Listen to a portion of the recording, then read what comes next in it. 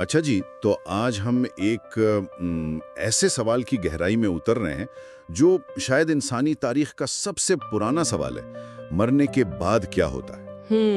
ये वो सवाल है जो हमें इन मवाद में बार बार नजर आया जो आपने शेयर किए थे, मुख्तलिफ मज़ामीन, कुछ नोट्स, मजहबी और फलसफियाना तहरीरें। बिल्कुल। और लगता है कि आज का मकसद ये है कि इस सारे मवाद से कुछ अहम निकात निकालें। जी बिल्कुल।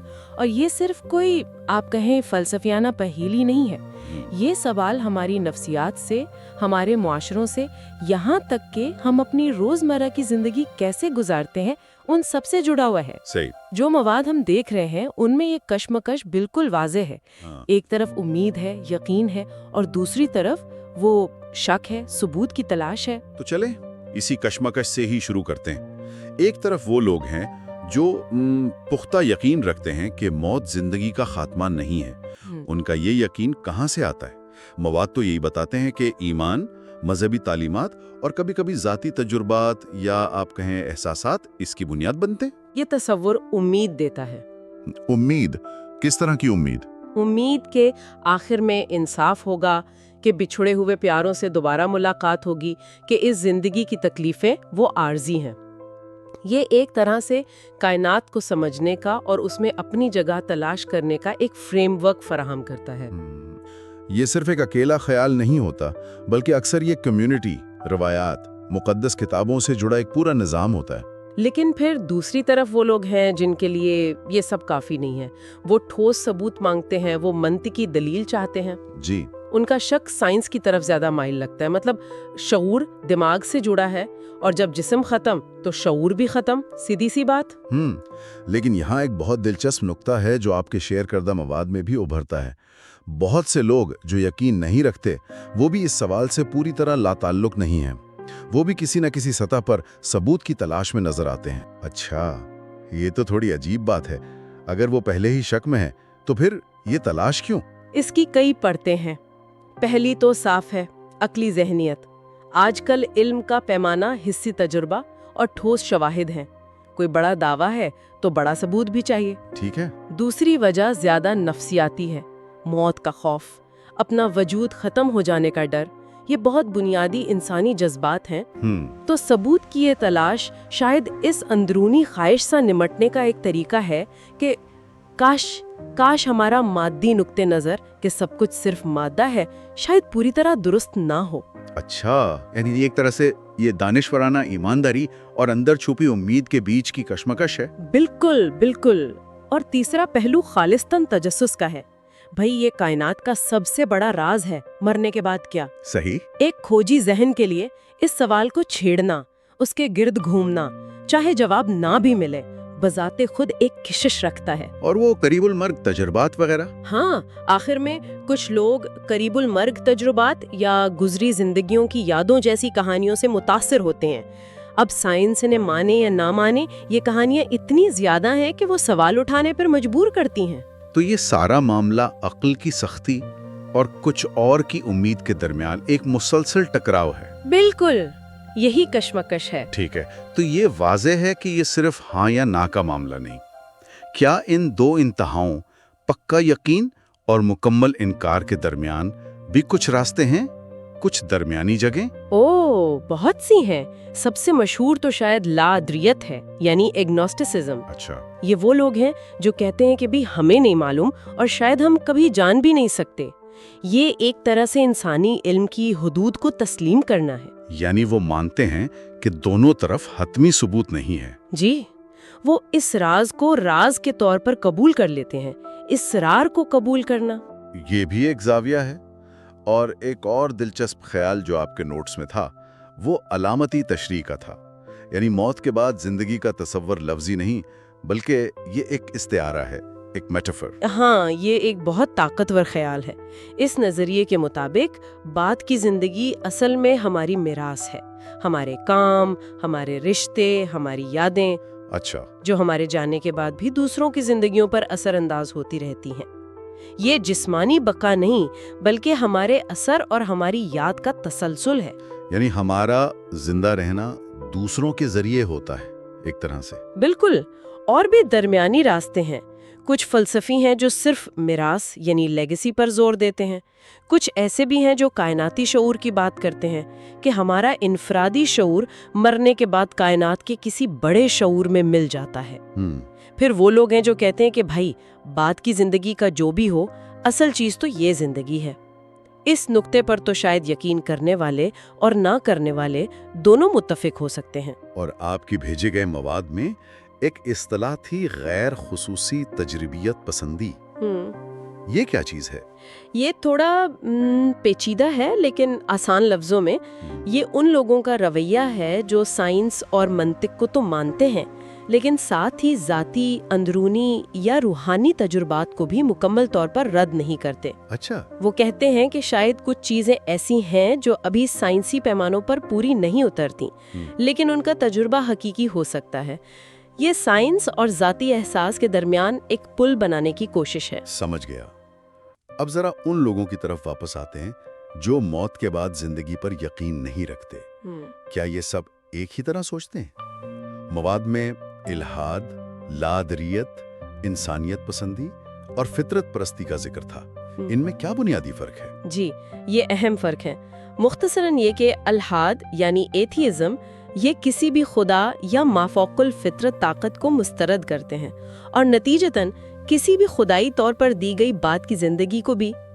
ان کے نزدیک شعور دماغ کا کام ہے، دماغ ختم تو شعور بھی ختم۔ کچھ مضبوط ملحد تو فعال طور پر اس کے نہ ہونے کا دعویٰ کرتے ہیں۔ اور لازدریت، وہ تو ہم نے بات کر لی۔ جی، ایگنوسٹسزم، جیسا ہم نے کہا، یہ غیر یقینی ہے۔ وہ کہتے ہیں ثبوت نہیں، اس لیے نہ ہاں کہہ سکتے ہیں نہ۔ اور انسانیت پسندی، ہیومنزم، ان کی توجہ اس دنیا پر ہے، اخلاقیات، ہمدردی، عقل اور سائنس۔ وہ کہتے ہیں کہ زندگی کو بامانی بنانے کے لیے بعد کی زندگی کے تصور کی ضرورت نہیں ہے۔ اصل چیز انسانیت کی بھلائی اور ترقی ہے۔ میراث اہم ہے، مافوق الفطرت بقا نہیں۔ ٹھیک ہے، اور آخری فطرت پرستی یا مادیت پرستی؟ نیچرلزم یا مٹیریلزم، ان کا ماننا ہے کہ کائنات میں سب کچھ طبعی قوانین کے تابع ہے، یعنی مادہ اور توانائی۔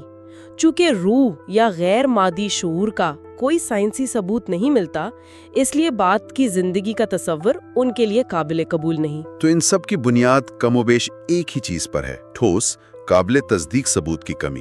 زیادہ تر یہی بات ہے۔ وہ علم کے لیے سائنسی طریقہ کار پر انحصار کرتے ہیں اور بعد کی زندگی کے دعوے اس معیار پر ان کے نزدیک پورے نہیں اترتے۔ اچھا، اب آتے ہیں مذاہب کی طرف۔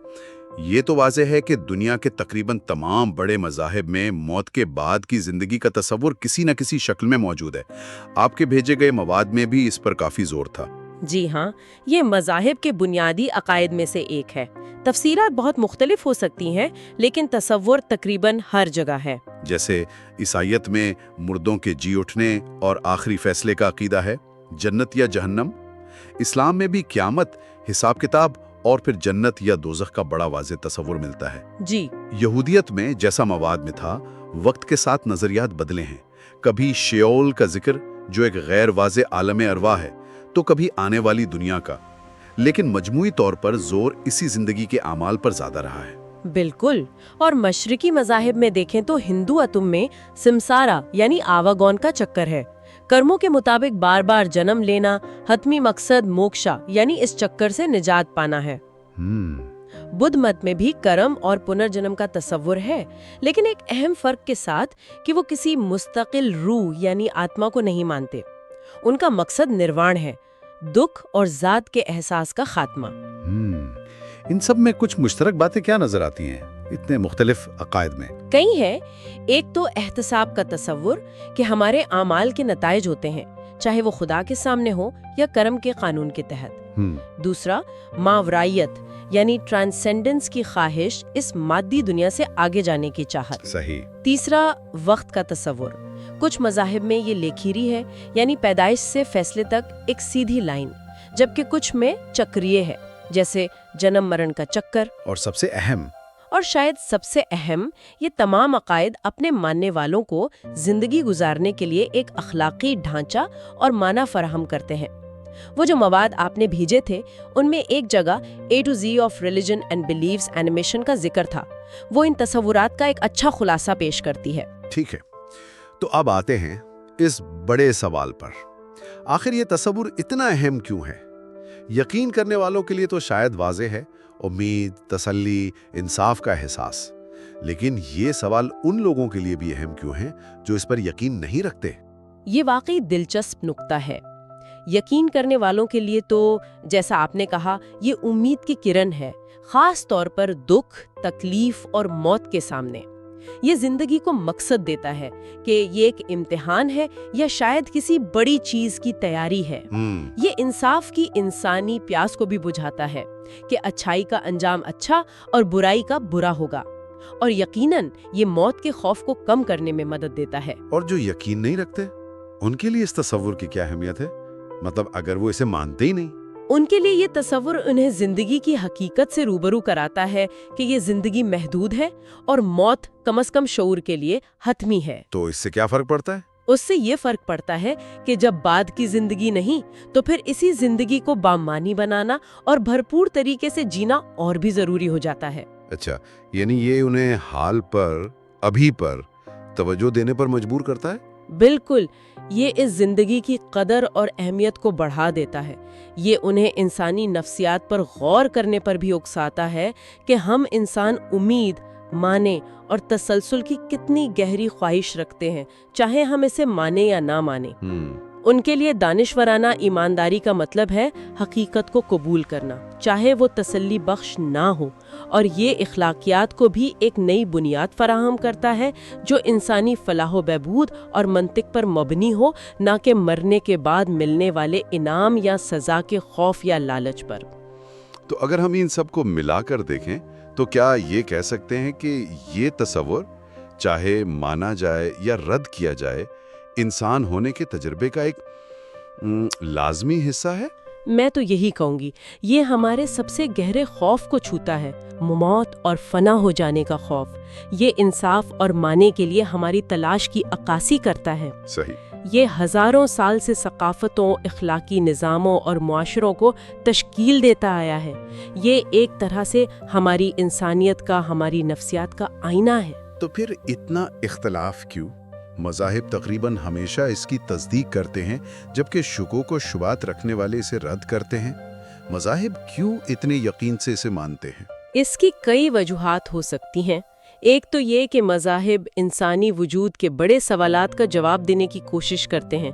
दुख क्यों है, इंसाफ कहाँ है, मौत का मतलब क्या है, बाद की जिंदगी का तसव्वुर इन जवाबात का एक मरकजी हिस्सा है जो लोगों को तसल्ली और उम्मीद देता है। ठीक है। दूसरा, ये अक्सर वही या इल्हाम पर मबनी होता है जिसे मानने वालों के लिए हतमी सच्चाई समझा जाता है।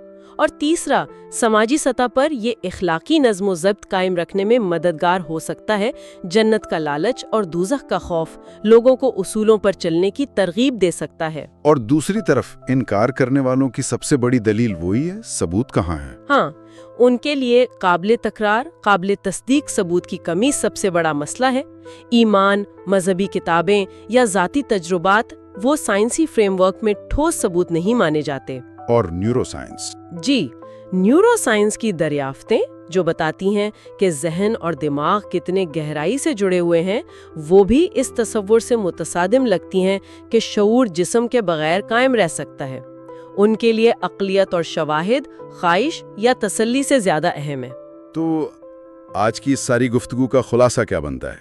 हमने यकीन, शक, दरमियानी रास्ते, मजहबी नज़रियात, गैर मजहबी नज़रियात सब पर बात की। काफ़ी कुछ था। खुलासा ये है कि मौत के बाद जिंदगी का सवाल हमें एक बुनियादी इंसानी दोराहे पर खड़ा करता है। एक तरफ ईमान, उम्मीद और तसल्ली की गहरी नफ्सियाती ज़रूरत है, और दूसरी तरफ सबूत, मंतिक और अक़लियत का तकाजा। हमने देखा कि इस सवाल के जवाब में कितने मुख्तलिफ ज़ाविये और नज़रियात मौजूद हैं, मजहबी भी, गैर मजहबी भी, ला इदारे भी, लेकिन इन सब के पीछे मौत, मानी और अपने वजूद के तसलसल की मुश्तरका इंसानी जुस्तजू छुपी हुई है। ये सिर्फ एक सवाल नहीं, ये हमारी ज़ात की गहराइयों को टटोलने का एक जरिया है। वाकई इस सारी गुफ्तगू से एक सवाल जहन में उभरता है, जिसका शायद कोई सीधा जवाब नहीं है। पूछे, क्या सवाल है? ये देखते हुए कि बाद की जिंदगी का तसव्वुर چاہے ہم اسے مانیں یا نہ مانیں، اس بات پر کتنا گہرا اثر ڈالتا ہے کہ ہم یہ زندگی کیسے گزارتے ہیں۔ تو اس پر ہمارا ذاتی موقف، ہمارا یقین، ہمارا شک یا ہماری لادریتی اصل میں ہماری اپنی سب سے گہری اقدار، امیدوں اور شاید ہمارے خوف کے بارے میں کیا بتاتا ہے؟ یہ ایک ایسا سوال ہے جس پہ شاید ہر سننے والے کو خود غور کرنا چاہیے۔ بالکل۔ اس گہری اور فکر انگیز گفتگو کے لیے آپ کا بہت شکریہ۔ شکریہ۔